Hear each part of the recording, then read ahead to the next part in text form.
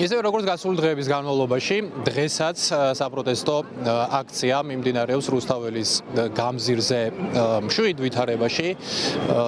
ცოტა ხნის წინ შემოუერთდა აქ რუსთაველის გამზირზე აქციას გურულების მარში და მათ აქ აქციის მონაწილეებს ფოლკლორული ქართული ფოლკლორის სხვადასხვა სიმღერა შეუსრულეს, ხოლო რამდენიმე წუთის წინ უკვე ასევე აქციას მარშის სახით შემოუერთდნენ კალათბურთელები და მამების მარში.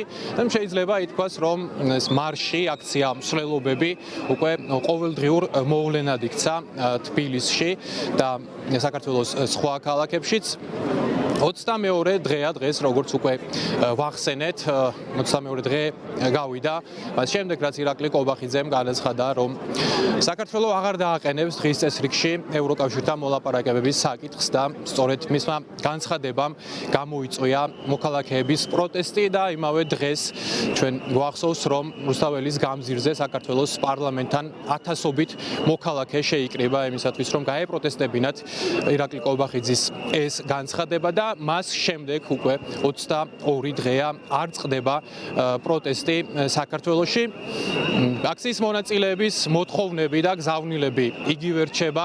ისინი მიიჩნევენ, რომ საპარლამენტო არჩევნები საქართველოში გაყალბდა და ითხოვენ ჩატარდეს ხელახალი საპარლამენტო არჩევნები ახალი ცესკოს ახალი ადმინისტრაციის პირობებში და მათ მიაჩნიათ, რომ ეს არ იყო სამართლიანი არჩევნები და მათი სურვილია, რომ სამართლიანი არჩევნები საერთაშორისო დამკვირვებლების ფონზე ჩატარდეს.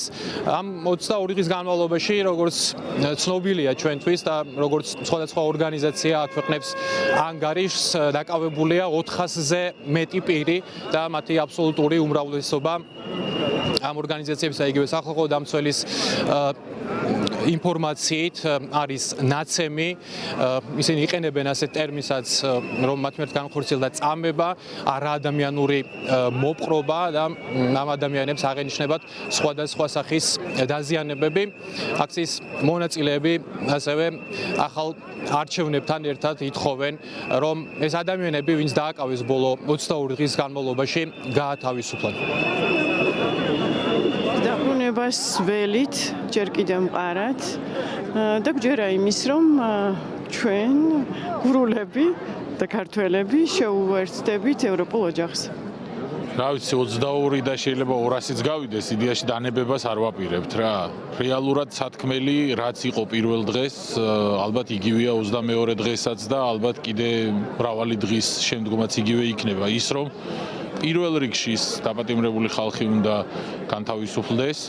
მეორე მნიშვნელოვანი არის ის, რომ უნდა ჩატარდეს სანდო არჩევნები, რომელსაც ენდობა როგორც ქართველი ხალხი, ისე საერთაშორისო საზოგადოება. საერთაშორისო საზოგადოებაში გულისხმობ ის განვითარებული ქვეყნები, რომლებისკენაც ჩვენ მივისწრაფვით ევროპის და ამერიკის ჩათვლით, ასე ვთქვათ რა.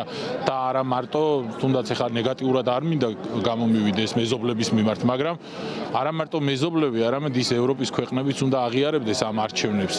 და ასევე მნიშვნელოვანია მესამე ნაწილი ის, რომ ის არასწორი გადაწყვეტილებები, რაც მიღებული იქნა, რომელიც აფერხებს ჩვენს ევროინტეგრაციას და განვითარებულ ქვეყნებთან ინტეგრაციას, ის უნდა იქნას გაწეული და რაც გვიწერია კონსტიტუციაში 78 მუხლში, ის უნდა შესრულდეს ცალსახად და უპირობოდ ამას არ უნდა შეექმნას არანაირი საფრთხე. ეს არის ჩვენი მიზანი და ეს არის ჩვენი გეგმაც. აქ არავინ არ არის ხელმძღვანელი, ჩვეულებრივი ხალხი ვართ გამოსული, რომელსაც გვინდა რომ ეს პუნქტები, რაც ჩამოთვალე, შესრულდეს. პირველ რიგში აუცილებლად უნდა ვთქვა, რომ თავისუფლება ყველა ამ კაციჭამია წითელი რეჟიმის უკანონო პატიმრებს, შემდეგ სამართლიანი და თავისუფალი არჩევნები.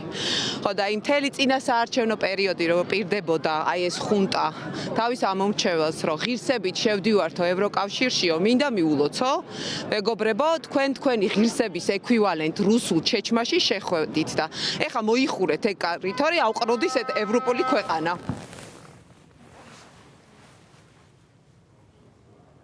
განმავლობაში დღესაც მოქალაქეება რუსთაველის გამზირზე შეკრება დაიწყეს საღამოს 7 საათზე და ამ დრომდეც იკრიბებიან, უფრო და უფრო ემატება მოქალაქეთა რაოდენობა საპროტესტო აქციას.